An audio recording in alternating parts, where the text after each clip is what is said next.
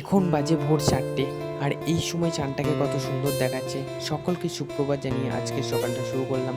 এ হচ্ছে শুভম, আমি, সৌরভ, অনিশা, জিতু ভাই। আমরা সকলে চললাম ম্যারাথন রান করতে। তো আজকে ম্যারাথন রানাতে আর এই যে আমাদের বিএসএফ বয় আজকে এক্সিডেন্ট মারবে, বুঝতেই পারছো।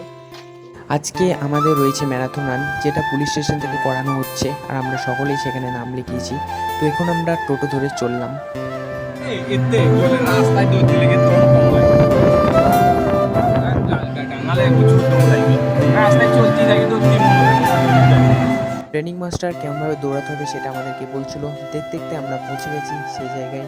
এসে আমাকে একটা জার্সি এবং আমার চেস্ট নম্বর 158 ড্রেস পরার পর সকলকে খুব সুন্দর দেখাচ্ছিল। তার জন্য আমরা একসাথে হয়ে একটা ছবি তুললাম।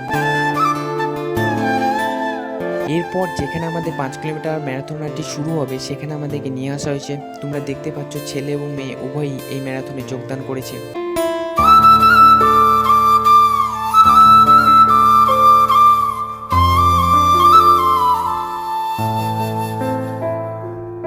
রান কমপ্লিট করার পর সকলের অবস্থা দেখতে পাচ্ছ কেমন হয়ে গেছে, আর আমি টপ 10-এর মধ্যে ঢুকেছি।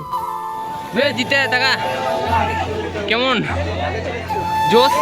আমাদের জিতু ভাইয়ের সমস্ত জোশ শেষ হয়ে গেছে, একদম কথাও বলতে পারছে না।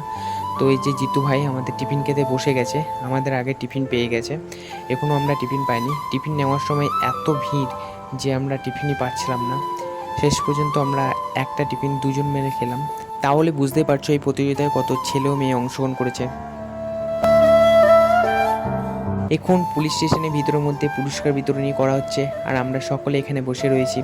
অনেক পুরস্কার ছিল, হয়তো ভাবলাম আমিও একটা পেতে পারি, কিন্তু না, এখানে টপ 6 ধরা হয়েছে, টপ 10 ধরা হয়নি। যাকে পুরস্কার হিসেবে আমার কাছে সার্টিফিকেটটা অনেক দামি।